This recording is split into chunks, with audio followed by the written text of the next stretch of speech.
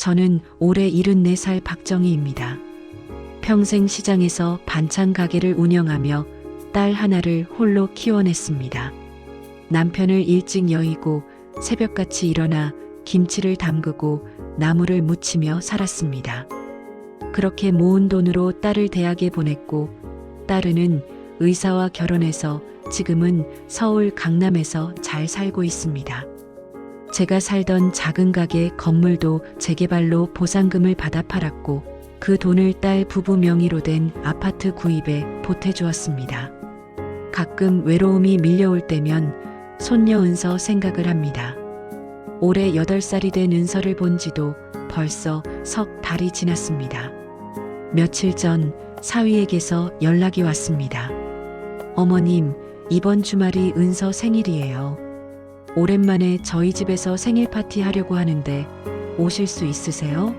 제 가슴이 콩닥거렸습니다. 손녀 얼굴을 보는 것만으로도 행복한 일이었습니다. 토요일 오후 저는 은서가 좋아한다고 들었던 인형과 색연필 세트를 정성껏 포장해서 딸네 집으로 향했습니다. 현관문을 열자 화려하게 꾸며진 거실이 보였습니다. 풍선과 케이크, 그리고 비싼 장난감들이 가득했습니다. 은서야, 할머니 왔어. 손주는 저를 힐끗 보더니 곧바로 새로 산 게임기를 만지작거렸습니다. 할머니, 있잖아요. 제 친구 지우는 이것보다 더 좋은 게임기를 샀대요. 딸 미영이는 저를 반갑게 맞아주며 소파에 앉으라고 했습니다. 엄마, 오늘 케이터링 음식 주문했어요. 곧 올 거예요. 저는 주변을 둘러봤습니다. 벽에는 비싼 그림들이 걸려 있고 명품 가방들이 선반 위에 진열되어 있었습니다. 예전 제가 알던 소박했던 딸의 모습은 찾아볼 수 없었습니다. 케이터링 음식이 도착하기를 기다리는 동안 저는 은서와 이야기를 나누려고 했습니다. 은서야, 학교는 재미있니? 어떤 과목을 제일 좋아해? 은서는 게임기에서 눈을 떼지 않은 채 건성으로 대답했습니다. 몰라요. 그냥 그래요. 제 마음이 조금 아팠지만 이해하려고 노력했습니다. 요즘 아이들은 다 저렇겠지. 할머니가 너무 옛날 사람이라서 재미없나 보다. 그렇게 생각하며 조용히 앉아 있었습니다. 딸 미영이는 휴대폰으로 누군가와 통화를 하고 있었고 사위 민수 씨는 서재에서 일을 보느라 바빴습니다. 화려한 거실에 저 혼자 덩그러니 앉아 있는 것 같았습니다. 그때 현관 초인종이 울렸습니다.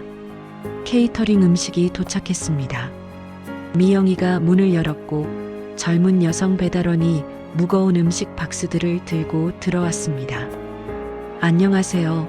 케이터링 주문하신 음식 가져왔습니다. 여기 테이블에 놓아드릴까요? 배달원은 땀을 흘리며 정중하게 물었습니다.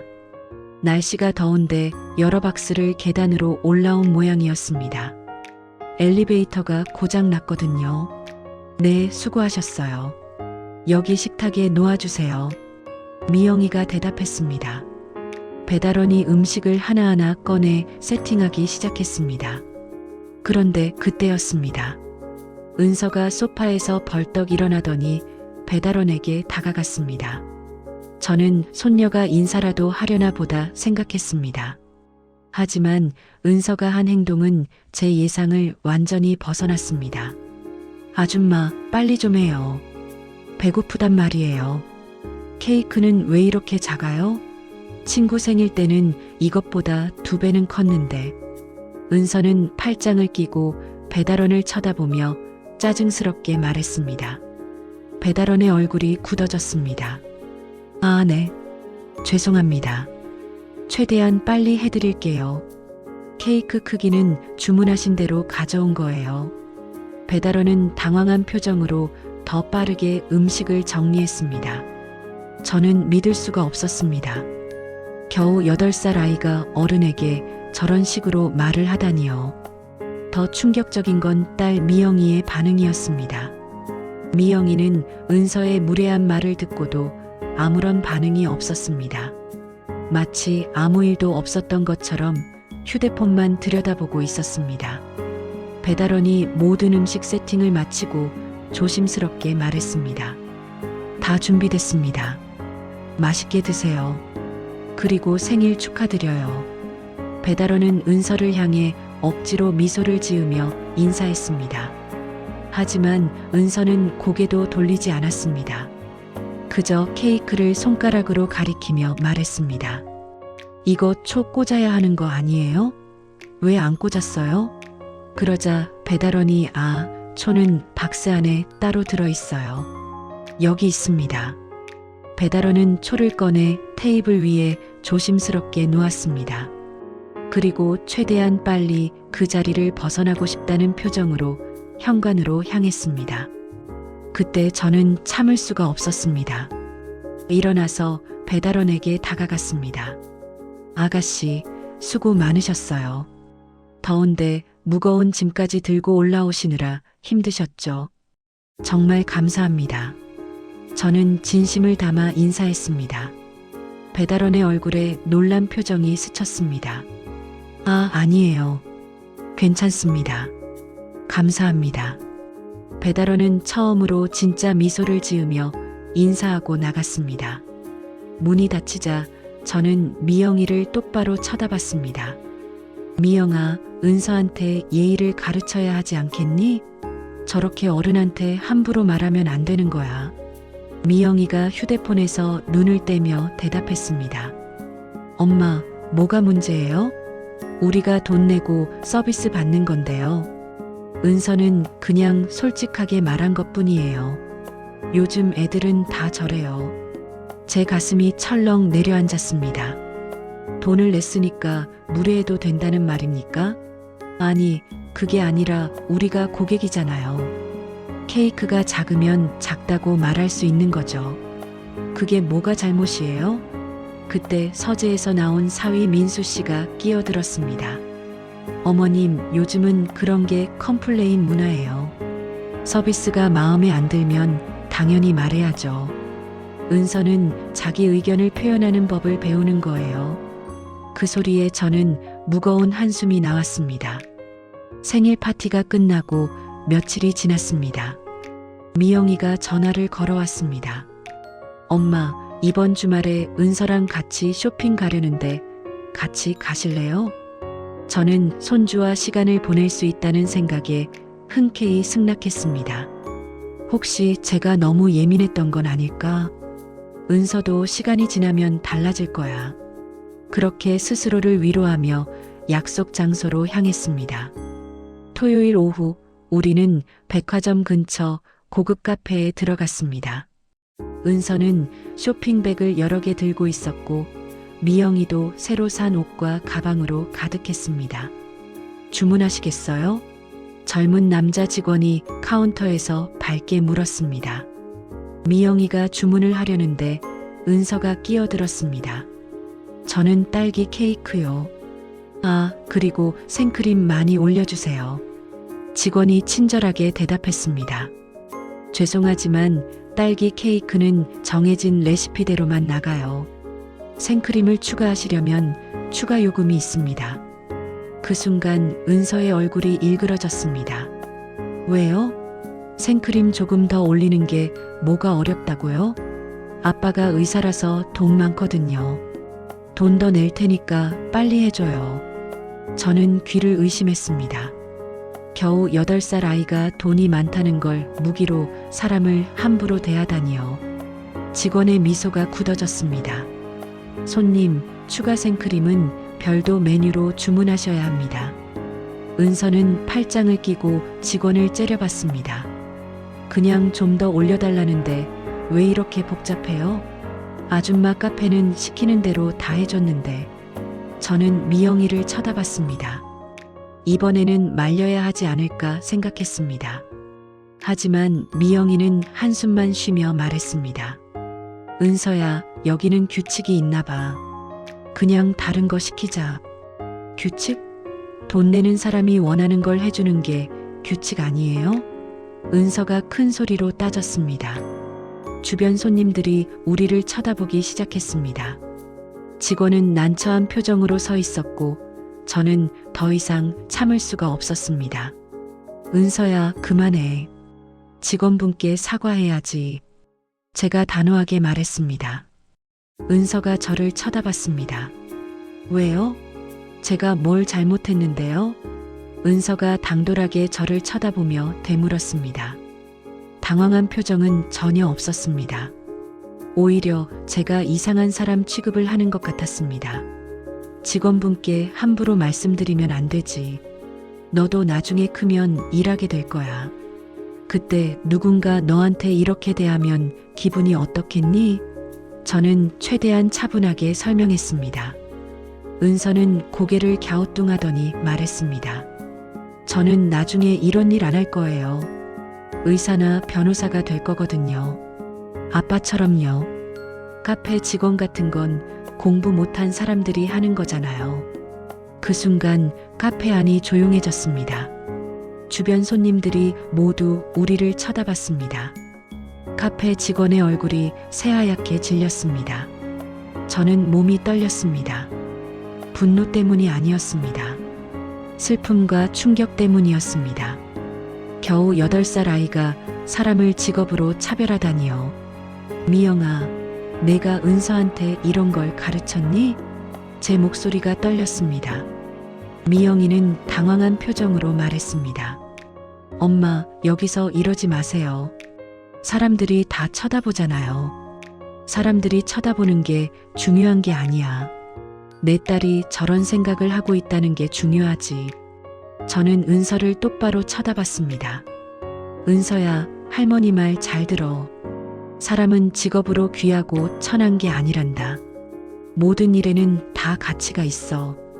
카페 직원분도 배달하시는 분도 청소하시는 분도 모두 소중한 일을 하시는 거야. 하지만 은서는 이해하지 못하는 표정이었습니다. 그럼 왜 우리는 돈이 많고 저 사람들은 돈이 없어요? 돈 많은 게 더 잘난 거 아니에요? 엄마 아빠도 맨날 그렇게 말하는데요. 저는 딸을 쳐다봤습니다. 미영이는 눈을 피했습니다. 제 가슴이 무너져 내렸습니다. 제가 평생 모은 돈으로 사준 집에서 제가 고생해서 키운 딸이 이렇게 손주를 키우고 있었다니요. 저는 자리에서 일어났습니다. 직원분, 죄송합니다. 제 손녀가 실례를 했네요. 저는 깊게 고개를 숙였습니다. 직원은 괜찮다고 손을 저었지만 눈가가 붉어져 있었습니다. 미영아, 나 먼저 가마. 저는 가방을 들고 카페를 나왔습니다. 마음이 너무 심란하고 안 좋았습니다. 집으로 돌아온 저는 소파에 털썩 주저앉았습니다. 가슴이 정말 너무 아팠습니다. 손주의 말이 귓가에 맴돌았습니다. 카페 직원 같은 건 공부 못한 사람들이 하는 거잖아요. 저는 창밖을 바라봤습니다. 저녁 노을이 지고 있었습니다. 문득 옛날 생각이 났습니다. 남편이 세상을 떠난 후 저는 새벽 4시에 일어나 시장에서 반찬 가게 장사를 하였습니다. 김치를 담그고 나물을 무치고 밑반찬을 만들었습니다. 손이 튼 것도 모르고 일했습니다. 딸 미영이를 대학에 보내기 위해서였습니다. 겨울에는 찬물에 손이 얼어붙었고 여름에는 더위에 정신이 아찔했습니다. 하지만 저는 행복했습니다. 딸이 좋은 교육을 받고 잘 살기를 바라는 마음 하나로 버텼습니다. 그렇게 모은 돈으로 딸의 결혼 자금을 보탰고 재개발로 받은 보상금 전부를 딸 부부 명의의 아파트 구입과 병원 개업에 보태주었습니다. 12억이 넘는 돈이었습니다. 딸이 행복하면 그것으로 좋겠습니다. 하지만 지금 돌아보니 제가 잘못한 것 같았습니다. 너무 쉽게 돈을 주었던 게 아닐까요? 고생 없이 얻은 것은 소중함을 모릅니다. 돈을 버는 게 얼마나 힘든지, 일하시는 분들이 얼마나 고생하시는지 그걸 모르니까 저렇게 사람을 무시하는 거겠죠. 저는 휴대폰을 들었습니다. 그리고 부동산 중개사무소에 전화를 걸었습니다. 여보세요. 거기 김 사장님 계세요? 네, 박정희 씨. 무슨 일이세요? 저번에 말씀드렸던 강남 아파트요. 딸 부부 명의로 되어 있는데 제가 실소유주거든요. 그거 팔고 싶습니다. 아, 그 아파트요? 지금 시세가 좋긴 한데요. 정말 파실 거예요? 네, 최대한 빨리요. 한 달 안에 정리할 수 있을까요? 금매로 내놓으면 가능은 한데 조금 손해볼 수 있어요. 괜찮습니다. 최대한 빨리 팔아주세요. 전화를 끊고 저는 한숨을 내쉬었습니다. 마음이 편해졌습니다. 이게 맞는 것 같았습니다. 딸 내외가 직접 돈을 벌어 집을 장만하고 그 과정에서 돈의 소중함을 알게 되길 바랐습니다. 그리고 은서에게도 세상 모든 일의 가치를 가르쳐 주길 바랐습니다. 며칠 후 현관문을 두드리는 소리에 잠에서 깼습니다. 시계를 보니 새벽 6시였습니다. 문을 열자 딸 미영이와 사위 민수가 급하게 들어왔습니다. 엄마, 이게 무슨 일이에요? 부동산에서 연락 왔는데 우리 집을 팔았다고요? 미영이의 목소리가 떨렸습니다. 저는 침착하게 거실로 그들을 안내했습니다. 그러곤 차갑게 말했습니다. 그래, 팔았다. 어머니, 농담이시죠? 그게 12억이 넘는 집인데. 왜 갑자기요? 사위인 민수가 믿을 수 없다는 표정으로 물었습니다. 너희한테 가치 없이 너무 쉽게 준 것 같아서. 엄마, 무슨 소리예요? 저희가 뭘 잘못했다고요? 미영이가 소리쳤습니다. 은서를 봐라. 겨우 8살짜리가 사람을 직업으로 차별하고 돈이 많으니까 함부로 대해도 된다고 생각해. 그게 누구 잘못이겠니? 그러자 미영이는 그건 은서가 아직 어려서 그래요. 크면 나아질 거예요. 그 소리에 저는 나아지지 않을 거다. 돈 버는 게 얼마나 힘든지 모르니까 그렇게 잘하는 거야. 그리고 너희도 마찬가지야. 내가 평생 고생해서 모은 돈으로 사준 집에서 편하게 살면서 정작 일하시는 분들을 무시하고 있잖아. 어머니, 저희는 그런 적 없어요. 은서한테만 말씀하시면 되잖아요. 왜 집까지 파세요? 민수가 항변했습니다. 집을 팔면 너희는 직접 돈을 벌어서 집을 구해야 하겠지. 그 과정에서 돈이 얼마나 소중한지 비로소 알게 될 거야. 그리고 은서도 부모가 얼마나 힘들게 사는지 보면서 배우겠지. 엄마, 그럼 저희는 어디서 살아요? 미영이가 울먹이며 물었습니다. 그건 너희가 알아서 해야지. 전세든 월세든 구해서 살아. 너희 능력으로. 어머니, 이건 너무하시는 거 아니에요? 우리가 뭘 그렇게 잘못했다고요? 민수의 목소리가 높아졌습니다. 잘못한 게 없다고 생각하니까 문제지. 은서가 저렇게 된 건 너희가 본을 보여주지 못했기 때문이야. 돈보다 사람이 먼저라는 걸 가르쳐야 해. 미영이가 무릎을 꿇었습니다. 엄마, 제발요. 저희가 잘못했어요. 다시 생각해 주세요. 저는 고개를 저었습니다. 이미 계약했어. 다음 달이면 새 주인이 들어온다. 그때까지 이사 준비하거라. 1년이 지났습니다. 어느 토요일 오후 현관 초인종이 울렸습니다. 문을 열자 딸 가족이 서 있었습니다. 하지만 예전과는 뭔가 달랐습니다. 명품 가방도 없었고 화려한 옷도 없었습니다. 오히려 수수한 평상복을 입고 있었습니다. 엄마, 미영이가 조심스럽게 서 있었습니다. 들어오거라. 저는 문을 열어주었습니다. 거실에 앉은 그들은 피곤해 보였습니다. 하지만 예전처럼 거만한 모습은 없었습니다. 엄마, 저희 이제 알 것 같아요. 돈 벌기가 얼마나 힘든지. 미영이가 말했습니다. 저희 지금 작은 투룸 월세에 살고 있어요. 민수는 병원 일 외에도 주말에 강의를 나가고 저는 파트타임으로 일하고 있어요. 처음에는 정말 힘들었어요. 어떻게 살아야 할지 막막했죠. 민수가 말을 이었습니다. 그런데 직접 돈을 벌어보니까 알겠더라고요. 모든 일이 다 힘들다는 걸요. 배달하시는 분들, 카페에서 일하시는 분들, 청소하시는 분들 모두 정말 고생하고 계시더라고요. 그때 은서가 다가왔습니다. 할머니, 저도 이제 알아요. 제가 너무 버릇없었어요. 은서의 눈에 눈물이 맺혔습니다. 학교 급식실에서 일하시는 아주머니한테도 인사하고 선생님께도 항상 감사하다고 항상 말씀드려요. 엄마 아빠가 돈 버느라 얼마나 힘든지 봤거든요. 그 말을 듣고 저는 은서를 꼭 안아주었습니다. 잘했다. 우리 은서야. 엄마, 정말 죄송해요. 저희가 너무 오만했어요. 돈이 있으면 뭐든지 할 수 있다고 생각했죠. 하지만 돈보다 중요한 게 사람이라는 걸 이제야 깨달았어요. 미영이가 눈물을 흘렸습니다. 저는 딸의 손을 잡았습니다. 고생했구나. 하지만 이제 너희는 진짜 부자가 된 거야.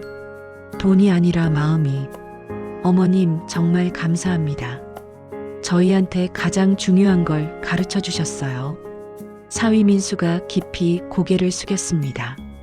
그날 저녁, 우리는 함께 저녁을 먹었습니다. 비싼 음식은 아니었지만 예전보다 훨씬 따뜻한 시간이었습니다. 은서는 제 옆에 앉아 학교 이야기를 들려주었고, 미영이와 사위 민수는 일상의 작은 것들에 감사하는 법을 배웠다고 말했습니다. 창밖으로 저녁 노을이 보였습니다. 저는 미소 지었습니다. 제 선택이 옳았다는 걸 알 수 있었습니다. 시청해 주셔서 감사합니다. 좋아요, 구독은 큰 힘이 됩니다.